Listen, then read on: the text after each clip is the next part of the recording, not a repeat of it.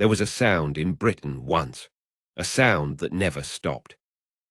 It began before dawn and continued past midnight.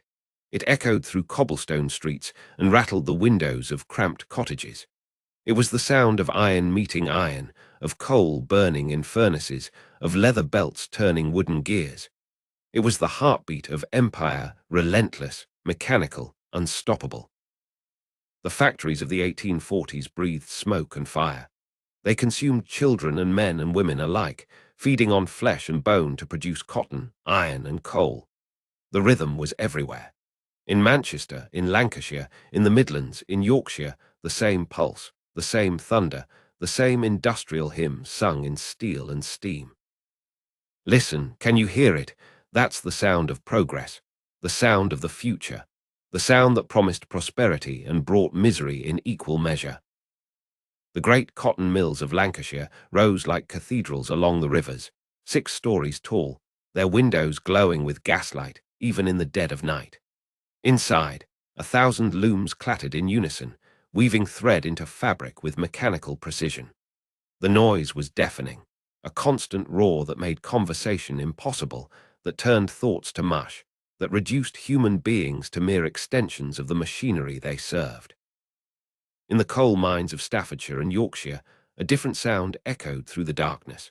The crack of pickaxes against rock, the rumble of coal carts on wooden rails, the groaning of timber supports holding back millions of tons of earth, and beneath it all, the labored breathing of men working in spaces so narrow they could barely stand, in air so thick with coal dust that every breath was a small act of suffocation.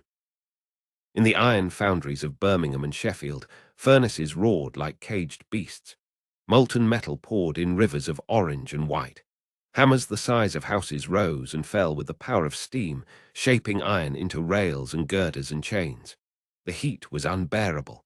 Men worked stripped to the waist, their skin blackened with soot, their faces lit by the infernal glow of the forges.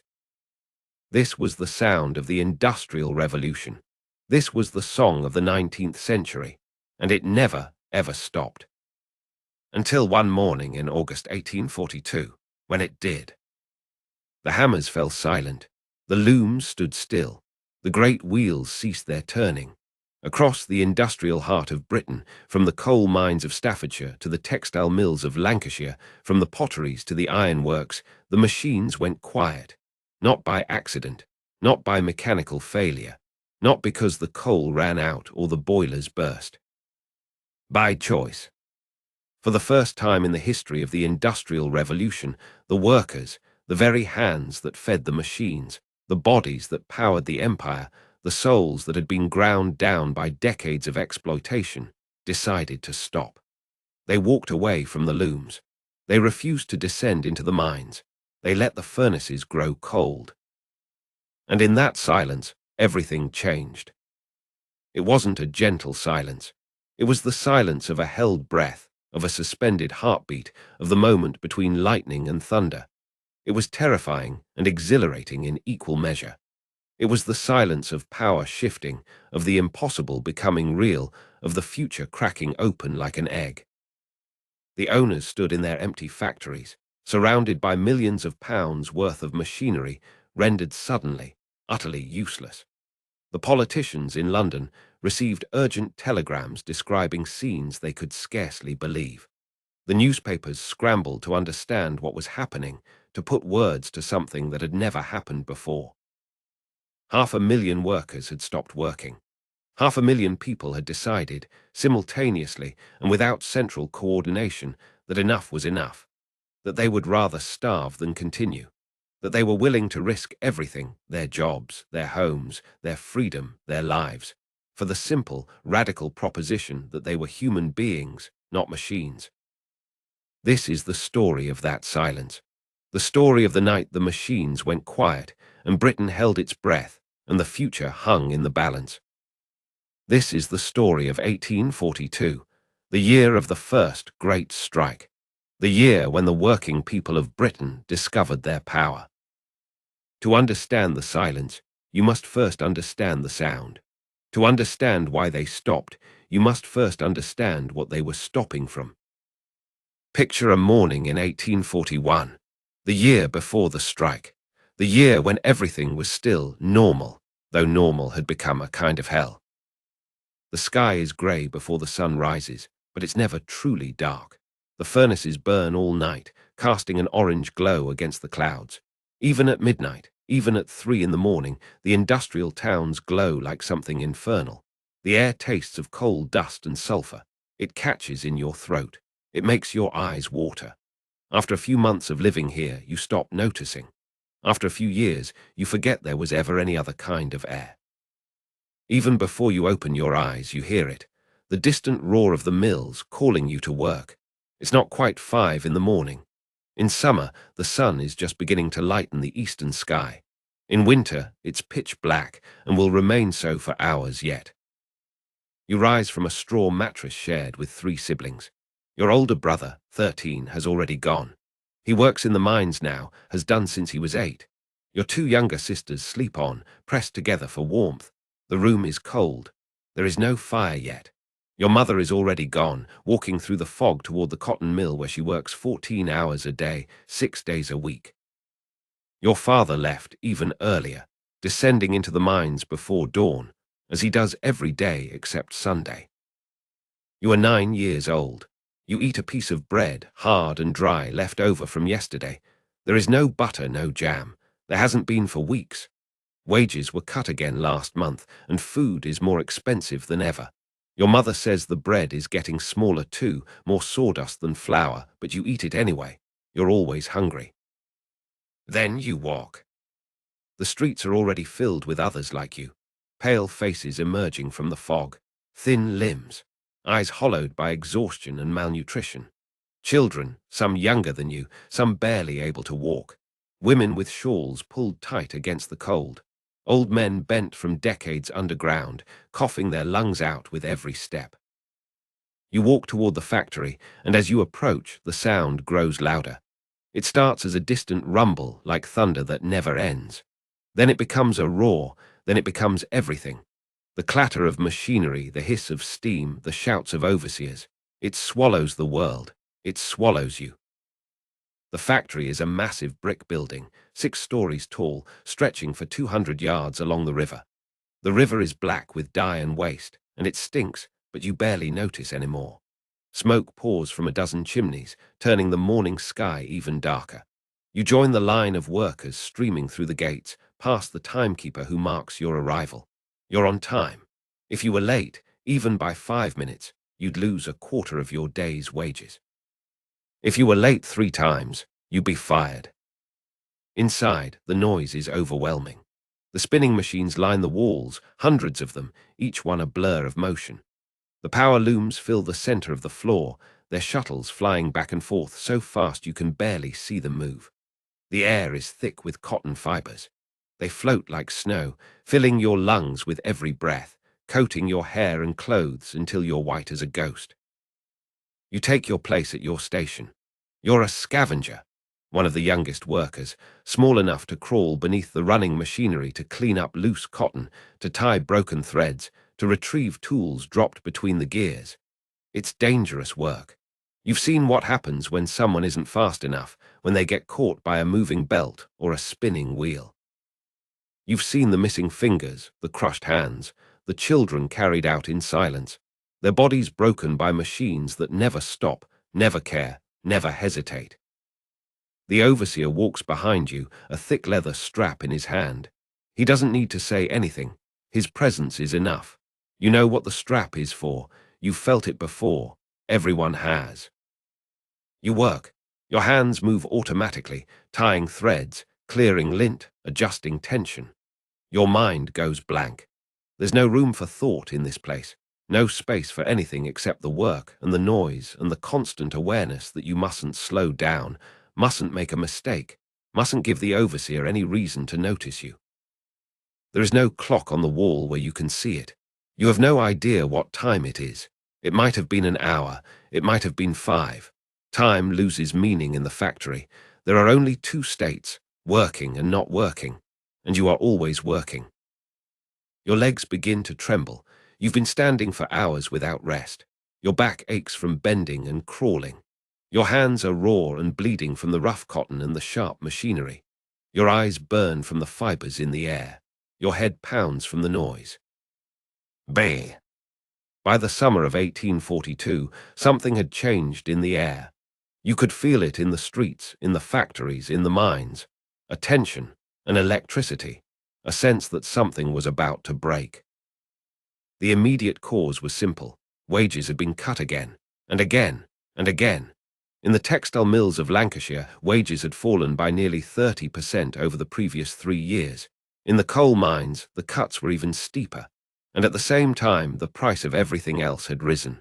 Bread cost more, rent cost more, coal for heating cost more. The mathematics of survival had become impossible.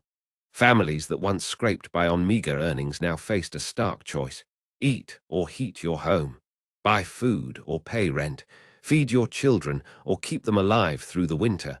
There were no good choices. There were only degrees of desperation. In the cottages of the industrial north, mothers boiled water and called it soup. They told their crying children that dinner would come soon, knowing it wouldn't. They watched their babies grow thin and weak, unable to do anything but hold them as they faded. Men worked 12, 14, 16-hour shifts and came home to empty tables. They counted their wages, pennies, literally pennies, and realized it wasn't enough, would never be enough, could never be enough, not at these rates, not with these prices. But the wage cuts were just the final straw, the breaking point, the thing that pushed desperation into rage.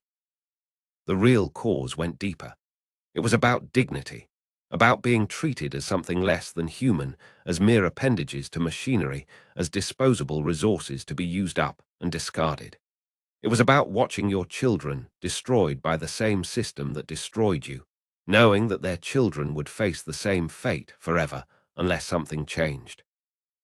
The frustration had been building for years, decades really, ever since the factories first opened and the old ways of life began to disappear, ever since craftsmen found themselves replaced by machines operated by unskilled children, ever since farming families were driven off their land and forced into industrial towns, trading the brutal uncertainty of agricultural labor for the brutal certainty of factory work.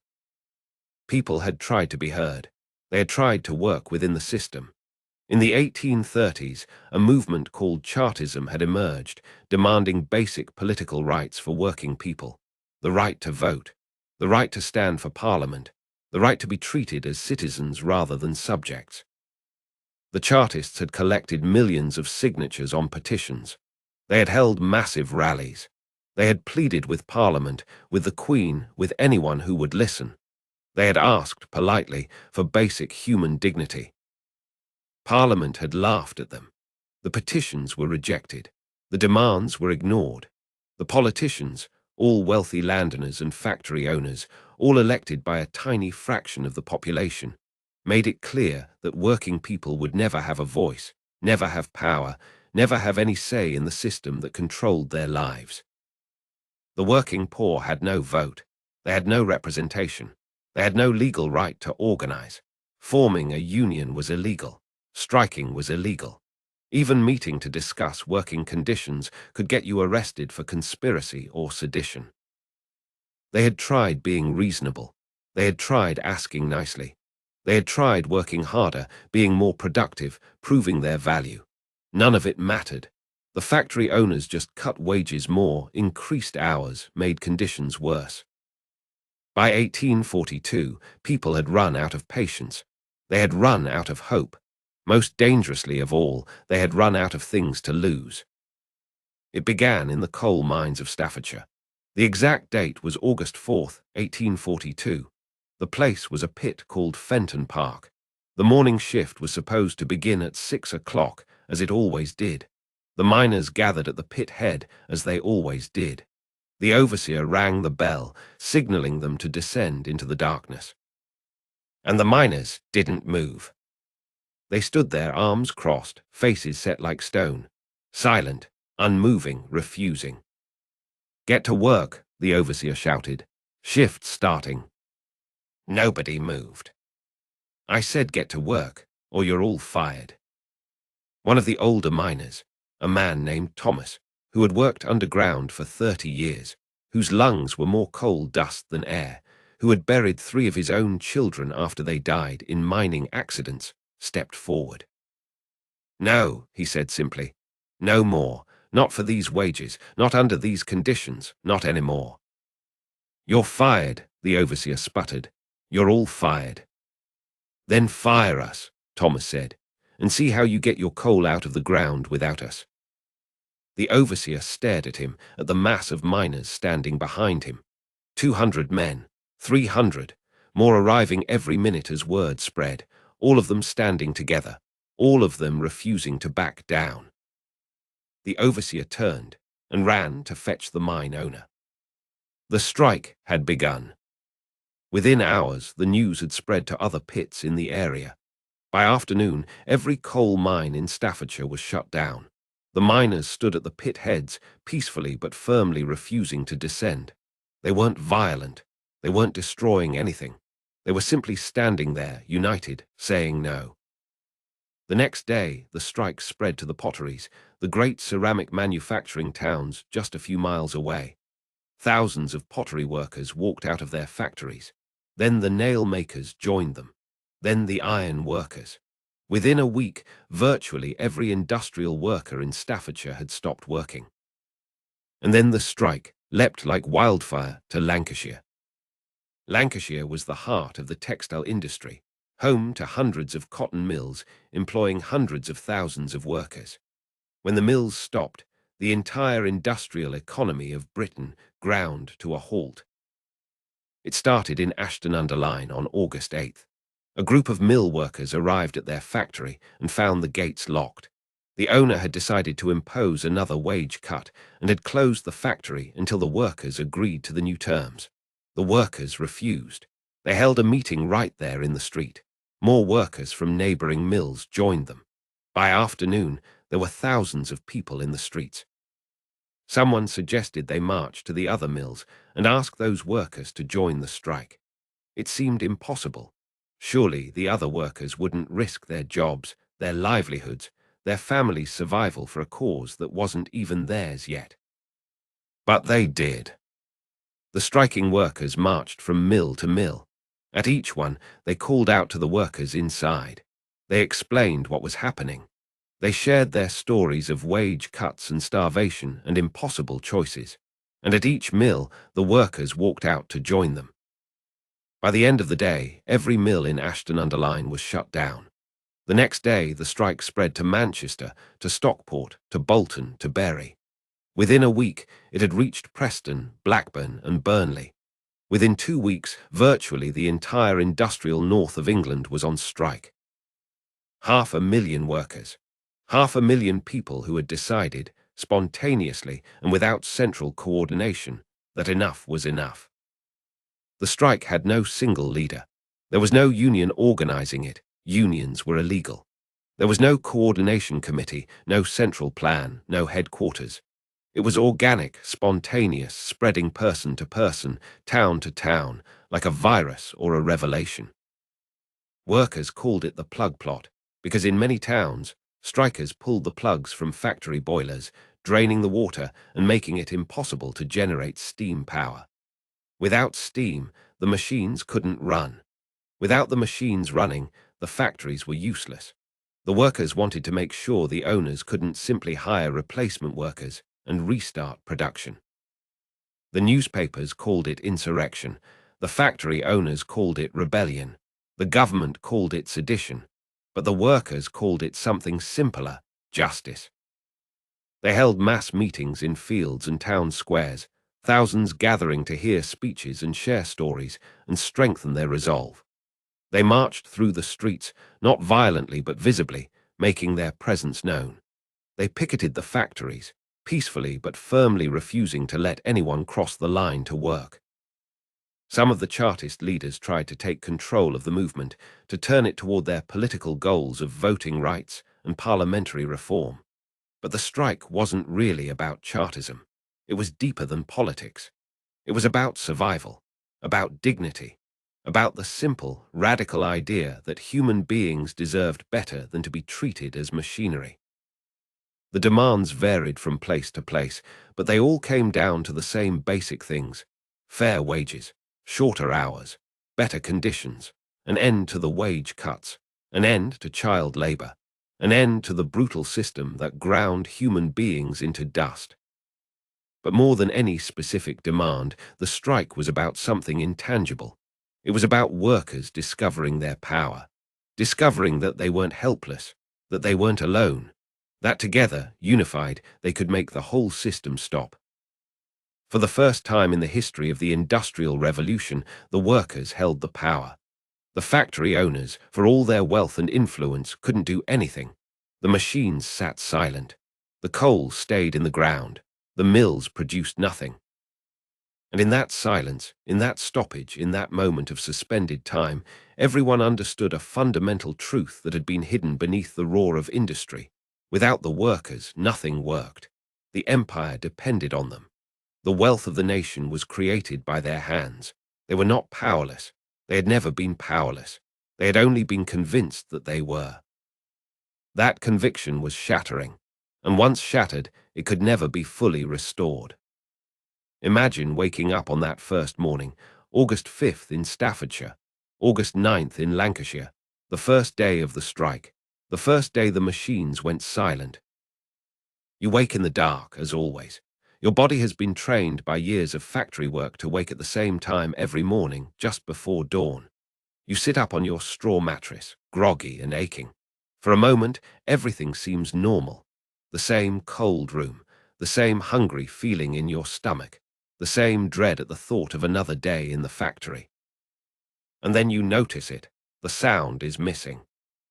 The great roar of the factories, the sound that has filled every moment of your conscious life, the sound that seeps into your dreams, the sound that you hear even when you're miles away, the sound that has become as constant as your own heartbeat, is gone. You sit very still, listening. The silence is so profound it's almost frightening. You can hear things you've never heard before: the wind moving through the streets, the call of a bird, the creak of wood settling in the house next door. These sounds have always been there, you realize. You just couldn't hear them over the noise of industry. You dress and step outside. The fog is thick this morning, grey and damp, but it's different somehow. Cleaner. And then you realize why: there's no smoke. The factory chimneys, which have poured black smoke into the sky every single day of your life, stand cold and silent.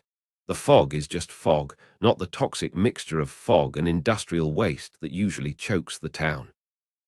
You can breathe, truly breathe. The air is still cool and damp, but it doesn't taste of coal and chemicals. It's a revelation. You walk toward the factory, following the same route you've walked every morning for years. Others are walking too, moving through the fog like ghosts. Nobody speaks. Everyone is listening to the silence, trying to understand what it means. You reach the factory gates. They're closed. The timekeeper's booth is empty. The massive brick building that has dominated your life, that has consumed your childhood, that has shaped every day and every hour and every moment of your existence, stands before you like a dead thing. The windows are dark. No gaslight burns inside. No steam rises from the boilers. No sound comes from within. The building, which has always seemed alive, almost sentient in its hunger for labor, is utterly still. You're not alone. Hundreds of other workers have gathered at the gates, standing in clusters, speaking in hushed voices. Some look relieved. Some look terrified. Many look simply stunned, as though they can't quite believe what's happening. An older woman stands near you, staring at the silent factory. She's worked here for 30 years, since she was a girl. Tears run down her weathered face. "I never thought I'd see it," she whispers. "I never thought it could stop." A young man, barely older than you, grins fiercely. "We stopped it. We did this." "What happens now?" someone asks. Nobody has an answer. Inside the factory, the owner stands among his silent machines. He walks through the empty halls where thousands of workers should be laboring. His footsteps echo in the vast space. The looms stand in perfect rows, ready to work, capable of producing thousands of yards of cloth per day. But without the workers, they're just metal and wood. Expensive, elaborate, completely useless. He runs his hand along a loom, feels the stillness of it. All his wealth is tied up in this building, in these machines. But the machines can't create wealth by themselves. They need the workers, and the workers are gone. For the first time in his life, he feels powerless. The scene repeats across the industrial heartland. In Manchester, in Bolton, in Sheffield, in the coal fields of Wales and Yorkshire, the same eerie quiet descends. The great engines of British industry have stopped. The smoke clears from the skies. The rivers begin to run a little clearer without the constant discharge of dyes and waste. The air becomes breathable. It's not just the factories that have stopped. The entire rhythm of industrial life has been disrupted. The canal boats that normally carry coal and iron and finished goods sit idle at the docks. The trains that should be carrying raw materials and products across the country run empty or not at all. The shops in the industrial towns have no customers, striking workers have no wages to spend. The silence spreads beyond the factories themselves. The taverns are empty. The streets are quieter. Even the churches notice the change. On Sunday, more people attend services than have in years. When you're working 6 days a week, 14 hours a day, Sunday is for sleeping, not worship. But now, with the strike on, people have time. Time to rest. Time to think. Time to remember what it feels like to be human instead of machinery. Children play in the streets at hours they should be in the factories. At first, they don't quite know what to do with themselves. They used to work, to structure, to the constant demands of the looms and spindles. Freedom is strange and unfamiliar, but gradually they remember how to play, how to run and laugh and be children. Mothers sit in doorways, watching their children, tears streaming down their faces. It's been so long since they've seen their children in daylight. So long since the children had energy to play. So long since the family was together during waking hours. A father in Lancashire writes in his diary, "Today I spoke with my son for the first time in months. Really spoke, I mean, not just exhausted words exchanged before sleep. He's 10 years old and I barely know him. He works 12 hours in the mill, I work 14 in the mine. We're ships passing in the night. But today we sat together in the morning light and we talked, and I remembered what I had forgotten. He is my son, not a worker, not a wage earner, my son." The strike creates space for things that had been crowded out by the relentless demands of industrial labor. People read, people talk, people think. They gather in groups and discuss what's happening, what it means, what they should do next. Political consciousness, which had been suppressed by exhaustion and hunger, begins to flourish. Mass meetings are held in fields and open spaces. Thousands gather to hear speakers, to share news, to coordinate their efforts. The meetings have a carnival atmosphere at times, people singing, children running around, food being shared among families. But underneath the festivity is something serious, something historic. These are people discovering their collective power, and it's intoxicating. In one town, a woman takes the platform, a rare sight in 1842. She talks about working in the mills since she was 6 years old, about the children she's buried, dead from industrial accidents or disease, about the futility of trying to keep a family alive on starvation wages. Her voice breaks as she speaks, but she doesn't stop. When she finishes, the crowd is silent for a long moment. Then someone begins to clap, then another. Soon thousands are applauding, some weeping openly. The strike becomes more than just a refusal to work. It becomes a communal experience, a shared moment of resistance and hope. Workers who had been isolated, each family struggling alone, discover solidarity. They realize they're not alone in their suffering, not alone in their anger, not alone in their dreams of something better. Food becomes a problem quickly. Most workers live day to day, wages to wages. Without work, there's no money. Without money, there's no food. But the community responds. Those who have a little share with those who have nothing. Collections are taken up. Farmers, sympathetic to the cause or simply moved by compassion, donate vegetables. Bakers lower their prices or give bread away. Everyone suffers, but everyone suffers together. The silence of the factories creates space for sounds that have been drowned out for decades. Music returns to the streets. Workers sing old songs from before the industrial age, songs their grandparents taught them, songs about fields and seasons and rhythms of life that follow nature instead of machines.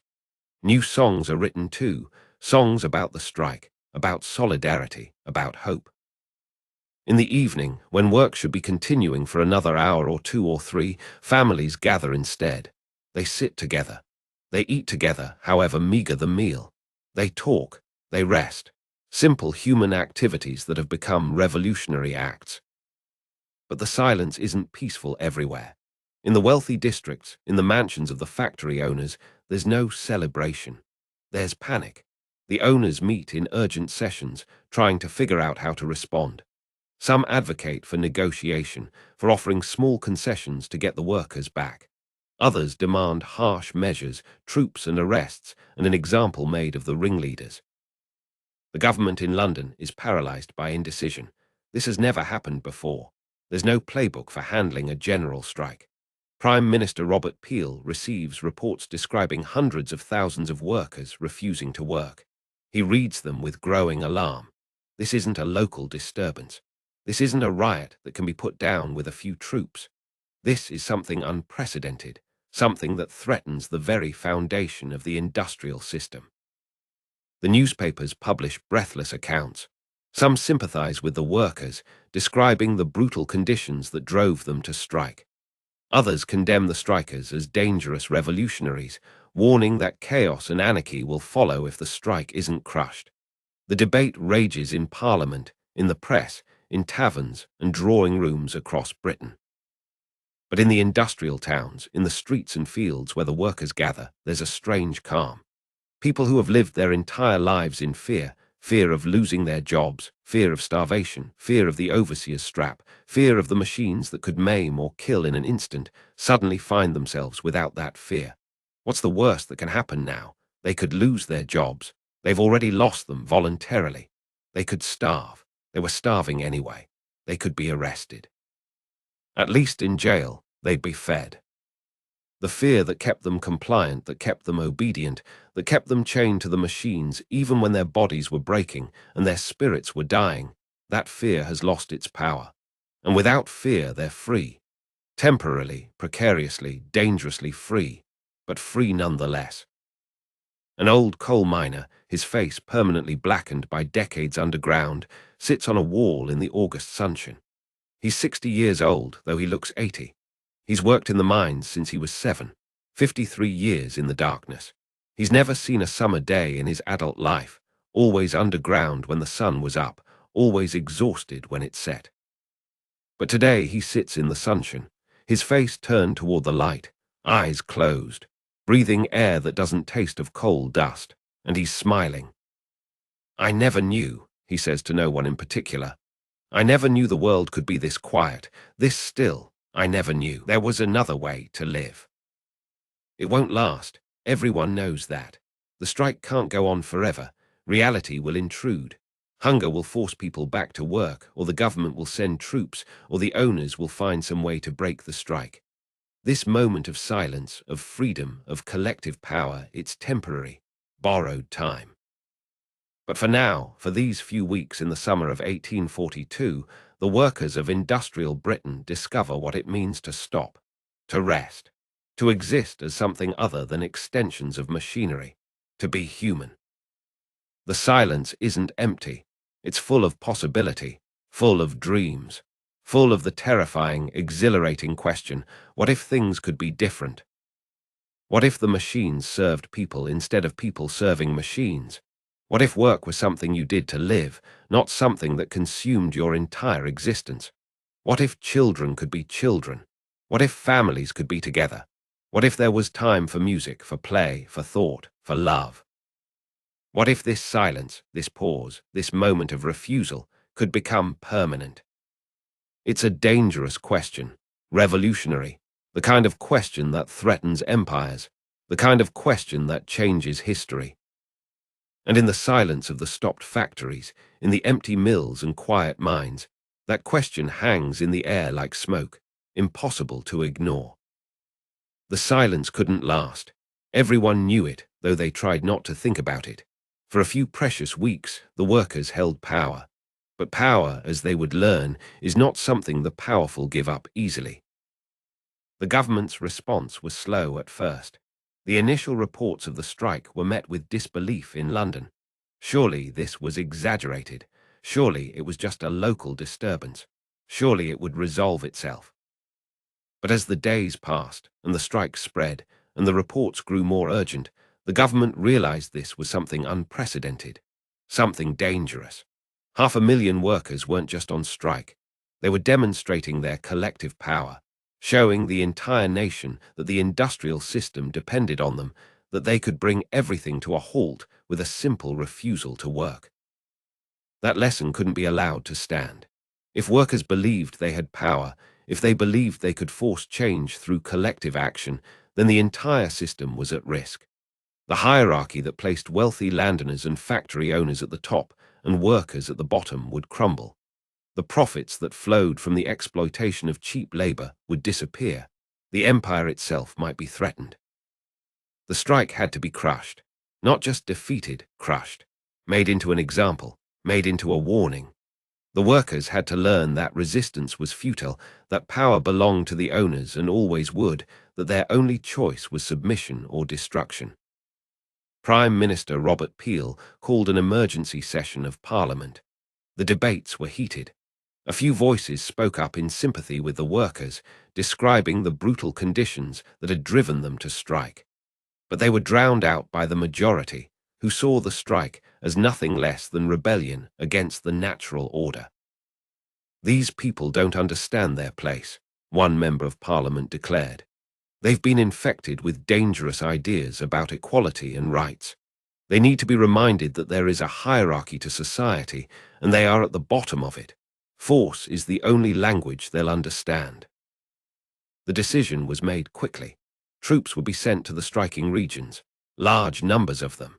The Riot Act would be read, making any gathering of more than 12 people illegal.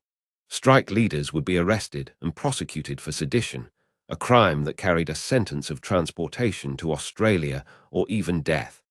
The full weight of the state would come down on the strikers until they broke. The first troops arrived in Lancashire on August 15th, a week into the strike. They came by train from London and southern England, thousands of soldiers in red coats, carrying rifles with fixed bayonets. Their orders were clear: restore order, break the strike, use whatever force necessary. The workers watched them arrive. Families lined the streets as the troops marched through, their boots striking the cobblestones in perfect rhythm. The sound was ominous after the days of silence, a reminder that the old order was reasserting itself. Some workers were defiant. They jeered at the troops, shouted insults, waved signs demanding fair wages. But many were silent, watching with dread. They had defied the most powerful empire on earth. Now that empire was responding. The troops set up camps in the town squares and factory yards. Patrols walked the streets. The presence of armed soldiers changed everything. The mass meetings became smaller, more cautious. The festive atmosphere evaporated. Fear returned. On August 17th, magistrates began reading the Riot Act in the striking towns. The message was simple: disperse or face consequences. Any gathering of more than 12 people was now illegal. Anyone participating in such a gathering could be arrested or worse. The Riot Act gave troops legal permission to fire on crowds. Some groups dispersed, others refused. In several towns, large crowds gathered deliberately, daring the authorities to act. They weren't being violent. They weren't destroying property. They were simply standing together, refusing to surrender their newfound sense of solidarity and power. The confrontation came to a head in Preston on August 18th. Several thousand strikers had gathered in the town square to hear speeches and coordinate their efforts. Troops surrounded the square. A magistrate rode forward on horseback and began reading the Riot Act, his voice barely audible over the murmur of the crowd. "In the name of the Queen, I command all persons assembled here to disperse immediately and peacefully return to your homes. You have 1 hour to comply. After that, we are authorized to use any means necessary to clear this square." The crowd didn't move. Someone began singing a workers' song and others joined in. The sound swelled, thousands of voices united. It was peaceful but defiant. A statement: we will not be intimidated. We will not surrender. The hour passed. The magistrate gave the order. The troops advanced in formation, bayonets lowered. The crowd held its ground. For a moment it seemed like the troops might back down. After all, these weren't enemy soldiers they were facing, but British workers, families, children. Then someone threw a stone. It struck a soldier in the chest. In the chaos and tension, it was impossible to tell if it was deliberate or accidental, if it came from a striker or a provocateur. But it didn't matter. The damage was done.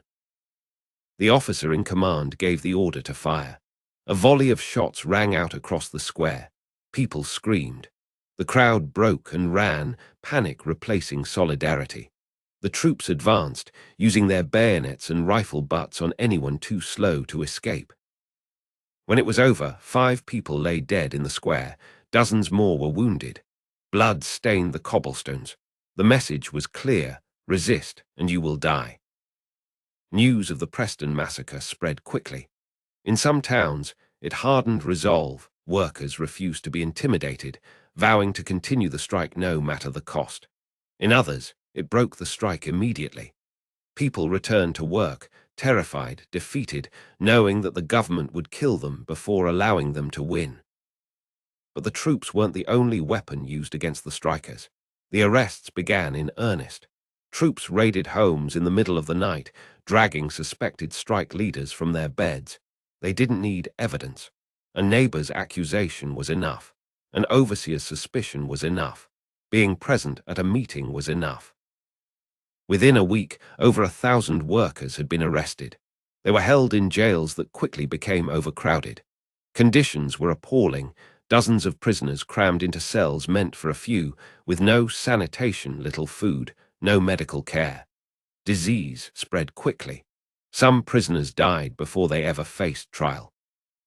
The trials, when they came, were swift and harsh. The judges made no pretense of fairness. Workers were sentenced based on testimony from factory owners and overseers, with no right to defend themselves, no access to lawyers, no presumption of innocence. The goal wasn't justice, it was intimidation. The sentences were brutal. The leaders, or at least those the authorities identified as leaders, often incorrectly, were transporting to Australia. This was effectively a death sentence.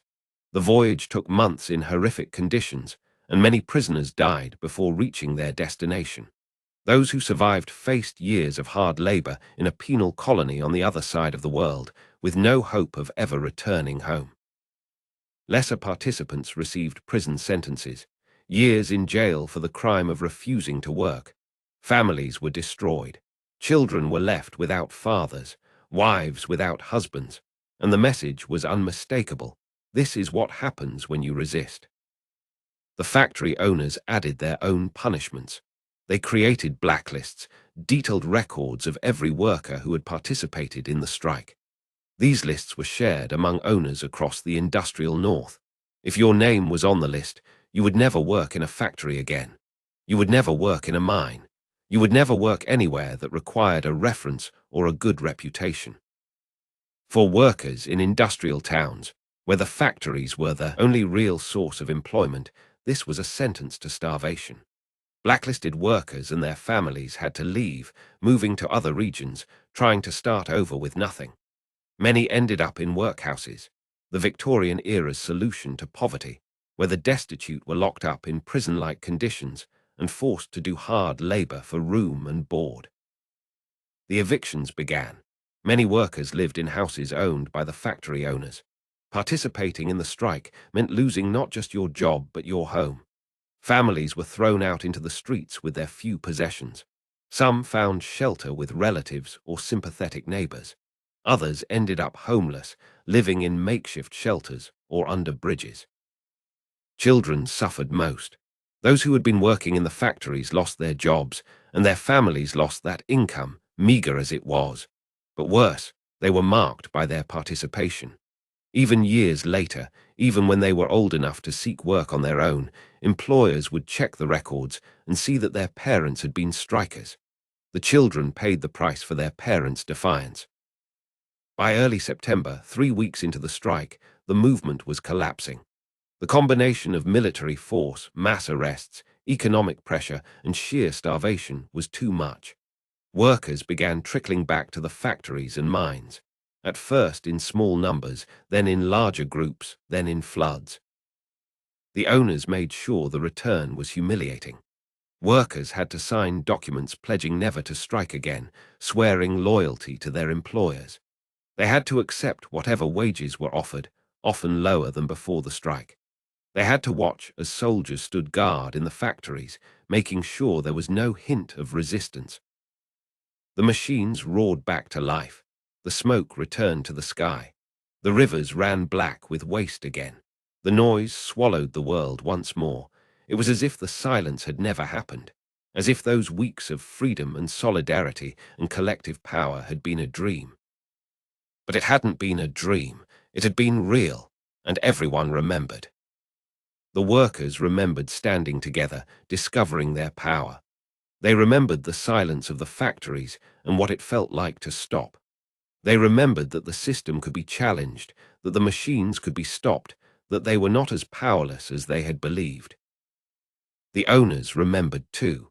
They remembered the fear of standing in empty factories, of realizing that all their wealth and all their machines were useless without the workers. They remembered how close they had come to losing everything, and they made sure it would never happen again. New laws were passed making strikes even more illegal than before. Unions were banned more strictly. Organizing was criminalized. The penalties for collective action were increased. The surveillance of workers intensified. Spies and informants were planted in factories and communities, reporting any hint of dissent. The repression worked. For years after 1842, there were no more general strikes. Workers, cowed by the brutal suppression, returned to their places in the system. The industrial machine ground on, consuming lives as it had before. By the end of 1842, 1,500 workers had been arrested. Hundreds were transporting to Australia. Many more were imprisoned. Dozens had died, killed by troops or by disease in overcrowded jails, or simply from starvation after losing their jobs and homes. The strike had failed. Utterly, completely, catastrophically failed. Wages were not raised. Conditions did not improve. Child labor continued. The brutal exploitation that had driven the strike in the first place intensified, if anything, as owners sought to recoup their losses and punish the workers for their defiance. By every measure, the 1842 general strike was a defeat. The workers had risked everything and gained nothing. They had been beaten, arrested, exiled, killed. Their families had suffered. Their communities had been torn apart. And in the end, they had been forced back to exactly the same conditions they had struck against. And yet, something had changed. Not in the laws, not in the wages, not in the visible structures of power and wealth, but something deeper, something that couldn't be arrested or exiled or beaten into submission. The workers had learned that they could stop the machines. That knowledge, once gained, could never be erased. Think about what that means. For decades, since the first factories opened, workers had been taught that they were powerless, that the machines controlled them, not the other way around, that the factory owners held all the cards. That resistance was futile because the system was too powerful, too entrenched, too inevitable. But in the summer of 1842, 500,000 workers proved that wasn't true. They stopped the machines. They brought the entire industrial north of England to a halt.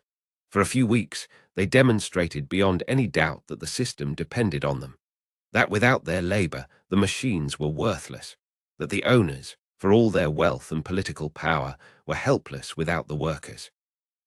The strike failed, but the lesson remained. In the cottages and tenements where workers lived, parents told their children about the strike, about the time the machines went silent, about the weeks when they had stood together, about the moment when they discovered their collective power. These stories were passed down like folk tales, growing in the telling, becoming part of the workers' culture and identity. Remember, they would say, remember that we stopped them once. If we could do it then, we can do it again. The children who were young during the strike grew up with this knowledge. They entered the factories, carrying the memory of their parents' defiance. And when they had children of their own, they passed the story on. The strike of 1842 became legend, a founding myth for the labor movement that would eventually emerge. The owners knew this. They tried to suppress the memory, to erase the strike from history. Official records minimized it. Newspapers were pressured not to mention it. School textbooks omitted it entirely. The government wanted people to forget that such a thing had ever happened. But memory is stubborn. Stories persist. And the story of 1842 lived on in the working-class communities of industrial Britain, passing from generation to generation, a reminder that resistance was possible. More practically, the strike taught important lessons about organization and tactics. The 1842 strike had been spontaneous, uncoordinated, with no central leadership. That made it powerful in some ways. It was organic, genuine, impossible to stop by simply arresting a few leaders. But it also made it vulnerable. Without coordination, without strategy, without sustained organization, the strike was easy to break once the authorities applied sufficient pressure. The next generation of labor organizers learned from these mistakes. They built underground networks. They created secret unions despite the legal prohibition. They developed communication systems that allowed coordination without centralized leadership that could be targeted.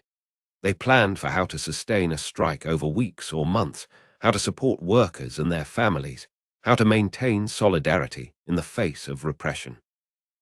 These lessons took decades to bear fruit. The trade union movement that eventually emerged in Britain didn't appear overnight. It was built slowly, carefully, learning from the failures of 1842. But that building could only happen because the strike had happened first, because workers had seen what collective action looked like, because the possibility had been demonstrated. The political impact was equally significant. The Chartist movement, which had been advocating for working-class political rights since the 1830s, was reinvigorated by the strike. Many Chartist leaders had been involved in organizing or supporting the strikers. When the strike was crushed, they saw clearly that political change was necessary, that without the vote, without representation in Parliament, workers would always be vulnerable to the kind of brutal repression that ended the strike. The Chartist movement continued for years after 1842, growing in size and sophistication. Although their immediate demands were rejected, the principles they fought for universal male suffrage, the secret ballot, equal electoral districts, payment for members of Parliament were eventually adopted. Not immediately, not easily, but gradually, over decades, Britain's political system was forced to become more democratic, to give voice to working people. That transformation can be traced directly back to 1842. The strike showed workers that they needed political power, not just economic leverage. It radicalized a generation, convincing them that the system wouldn't change voluntarily, that every right and every reform would have to be fought for and won. The factory owners, for their part, learned their own lessons. The strike had frightened them badly. They realized that pushing workers too far could result in catastrophic consequences. Some owners began to moderate their worst practices, not out of compassion, but out of pragmatic fear. Wages were still low, conditions were still harsh, but there was slightly more caution about cutting wages to starvation levels or working children literally to death. This wasn't altruism. It was calculation. A worker pushed to desperation has nothing to lose. A worker given just enough to survive will be less likely to risk everything in a strike. The owners learned to manage exploitation more carefully, to keep the pressure just below the breaking point. But even this represented progress, in its grim way. The recognition that workers were human beings who could be pushed too far, rather than merely machines to be used without limit, was a step forward. A tiny step, but a step. The long-term impact of the 1842 strike extended far beyond Britain. News of the strike spread across Europe and even to America. Workers in other countries heard about what had happened, about the mass refusal to work, about the temporary triumph and the brutal repression. They learned from it. They were inspired by it. They began to think about their own collective power. The revolutionary movements that swept across Europe in 1848, just 6 years after the British strike, were influenced by what happened in 1842. Workers in France, Germany, Italy, and elsewhere had seen that workers could challenge the industrial system, that strikes and collective action were possible. The 1848 revolutions failed too, mostly. But they were part of a larger pattern, a growing awareness among working people across the industrialized world that they didn't have to accept their exploitation passively. The international labor movement that eventually emerged, the unions, the socialist parties, the workers' cooperatives, the strikes and protests that gradually forced improvements in working conditions across the industrialized world. All of these can trace their roots back to moments like 1842, to the first stirrings of collective consciousness, the first demonstrations that workers could act together, the first glimpses of a different kind of power. The specific demands of the 1842 strikers weren't met, but over the following decades, many of the broader goals they represented were gradually achieved. The workday was shortened, from 14 hours to 12, then to 10, eventually to 8. Child labor was restricted and eventually banned. Wages slowly rose. Working conditions gradually improved. Safety regulations were introduced. Workers gained the right to organize unions, to strike, to bargain collectively. None of these changes happened quickly. None happened voluntarily. Every single one had to be fought for, often over decades. But they happened. And they happened because workers in 1842 and in countless strikes and struggles that followed demonstrated that they had power, that they could force change, that the system could be altered. The 1842 strike itself was a defeat, but it was a defeat that contained within it the seeds of eventual victory. Like a martyr whose death inspires a movement, the broken strike of 1842 inspired generations of workers to continue the struggle. There's a philosophical concept called the ratchet effect in social movements.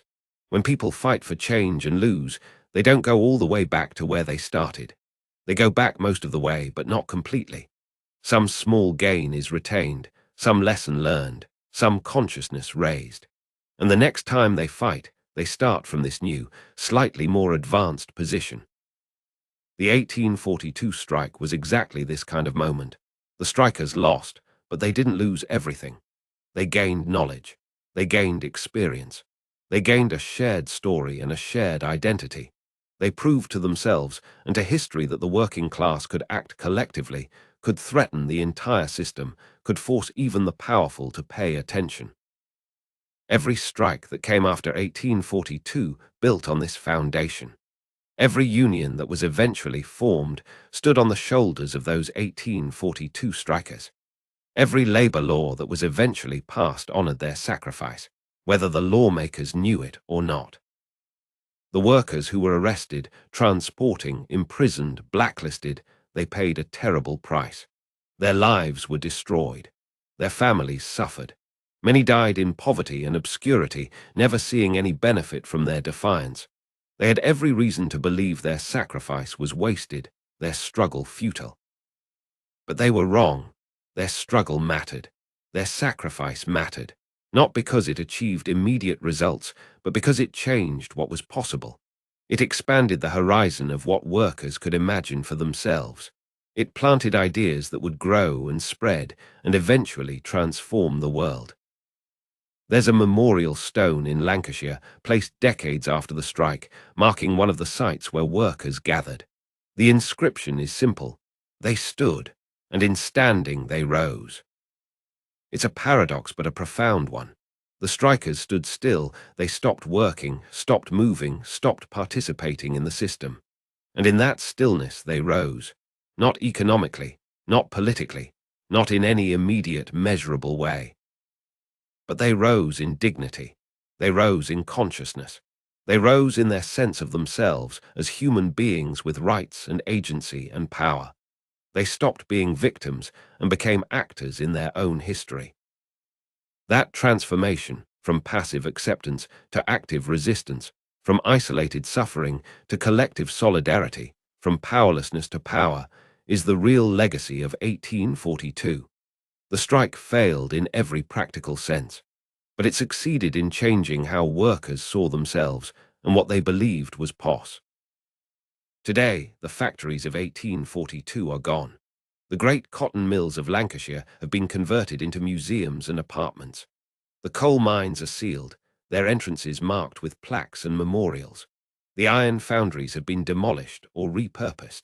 The industrial towns, once choked with smoke and filled with the thunder of machinery, are quieter now. You can visit these places. You can walk through preserved mill floors where the looms still stand, silent and still.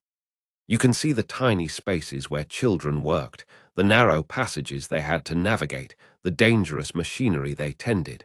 You can read the casualty reports, the wage records, the accounts of daily life. And if you're quiet, if you listen, you can almost hear it, the echo of that first silence. The ghost of the moment when the workers stopped and the machines went quiet and the future hung suspended like a held breath.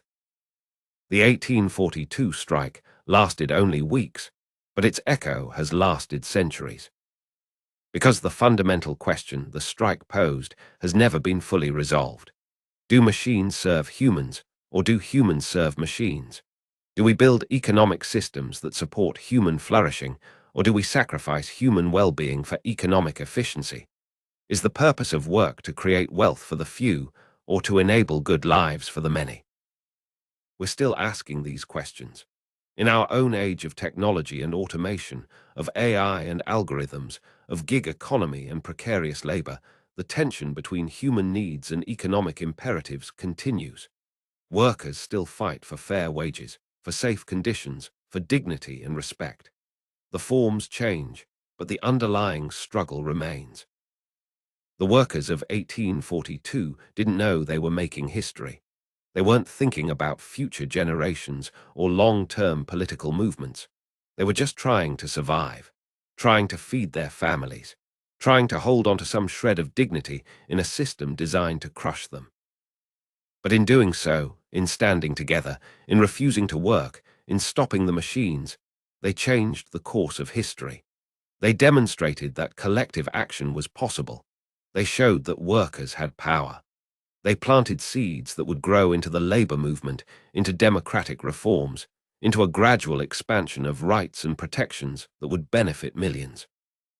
Their specific battle was lost, but the war continued, and slowly, painfully, over generations, progress was made, not through the kindness of factory owners or the wisdom of politicians, but through the continued struggle of working people who remembered that once, in 1842, the machines had been stopped. There's a reason labor unions still sing songs from that era. There's a reason the history of workers' movements always includes 1842 as a pivotal moment. It wasn't the first strike. There had been smaller, localized strikes before. And it certainly wasn't the last or the most successful. But it was the first time workers demonstrated their power on a national scale. The first time they showed that they could bring an entire economic system to a halt. Every 8-hour workday exists because of moments like 1842. Every workplace safety regulation, every ban on child labor, every minimum wage law, every right to organize, every union contract, every paid holiday, every protection against arbitrary firing. All of these gains trace their lineage back to workers who stood together and refused, who stopped the machines and demanded better, who risked everything for dignity and justice. The workers of 1842 didn't live to see most of these victories. Many died in poverty, broken by the repression that followed the strike. But their children saw some progress. Their grandchildren saw more. Their great-grandchildren inherited a world that, while far from perfect, was meaningfully better than the one that existed in 1842. That's how social change works. Not through sudden revolutions that fix everything overnight, but through accumulated struggles, through defeats that teach lessons, through sacrifices that inspire others, through small gains that create platforms for future advances. The night the machines went silent wasn't a night of victory. The brutal repression that followed made that clear. But it also wasn't a night of defeat, because defeat would mean nothing changed, nothing was learned, nothing was gained. What happened instead was more subtle and more powerful, a shift in consciousness, a recognition of collective power, a memory that would sustain future generations of workers in their own struggles.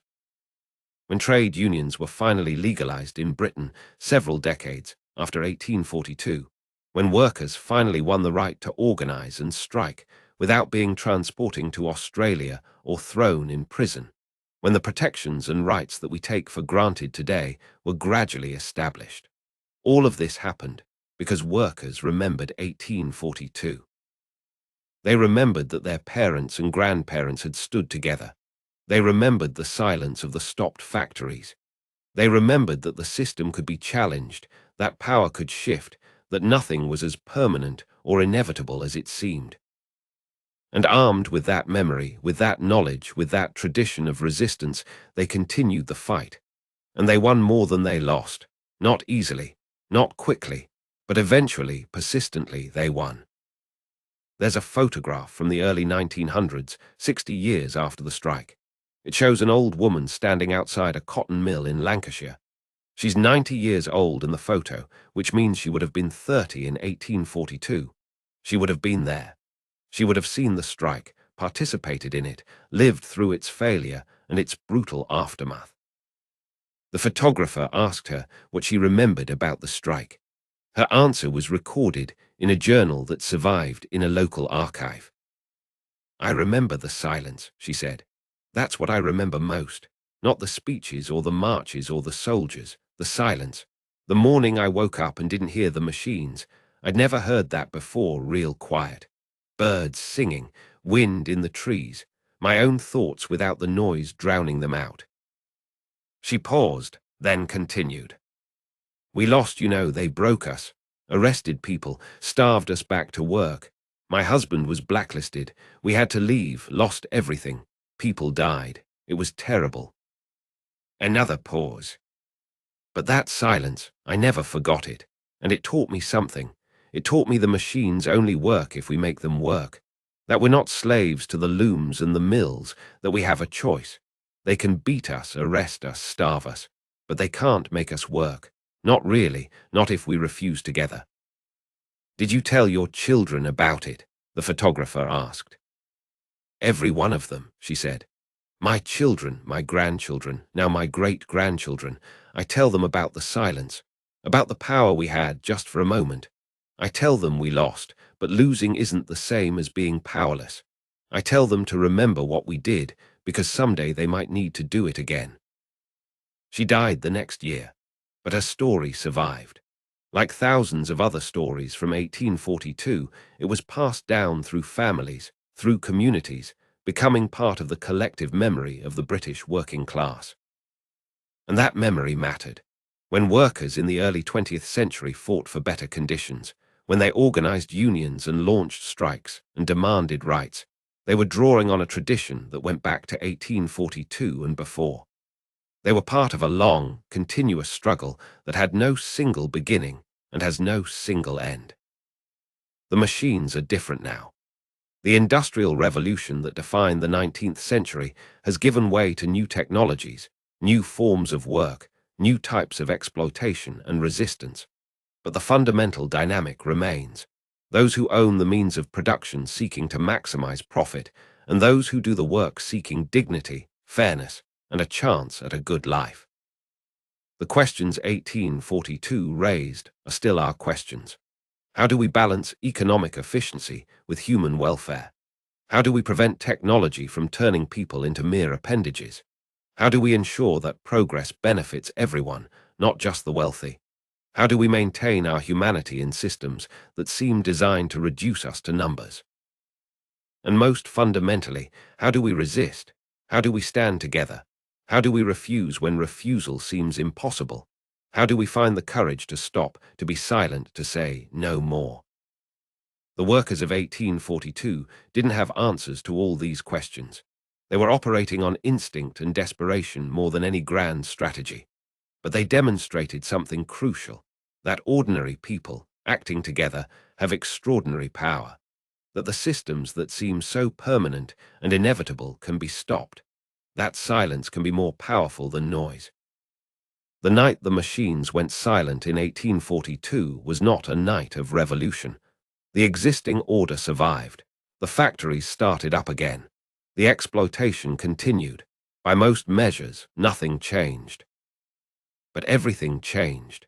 Because once you know that the machines can be stopped, once you've experienced that silence, once you've felt the power of collective refusal, you can never quite go back to believing you're powerless. That knowledge is dangerous. It's why the authorities responded with such brutal force. It's why the memory of 1842 was suppressed and minimized. It's why even today, the strike is often left out of history books, relegated to a footnote, treated as a failed curiosity rather than a pivotal moment. But the knowledge survived anyway. It survived in family stories and folk songs. It survived in the traditions of labor movements. It survived in the memory of workers who passed it down to their children and grandchildren. It survived in the simple, revolutionary idea that people matter more than profits, that dignity matters more than efficiency, that humanity matters more than machinery. The night the machines went silent wasn't a night of defeat. It was the first whisper of freedom. A whisper that would grow into a voice, into a chorus, into a movement that would slowly, painfully, over generations, change the world. Listen, can you hear it? That silence, that pause, that held breath before the future begins. It's still there, still waiting, still possible. The machines can always be stopped. The question is whether we have the courage to stop them, whether we can stand together as those workers did in 1842, whether we can choose silence over noise, refusal over compliance, solidarity over isolation. The answer to that question will determine our future, just as it determined theirs. And somewhere, in the echo of that first great silence, the ghosts of those 1842 workers are still standing, still waiting, still watching, still whispering their lesson across the centuries. You have more power than you know. Together, you can stop the world. And in that stopping, in that silence, you can begin to build something new. Something more human, something more just, something more free. The machines will always try to consume you, but you can always choose to stop them. Remember that. Remember 1842. Remember the silence. And when the time comes, and it will come, remember to stand. The night the machines went silent was not an ending. It was a beginning. And the story it began is still being written.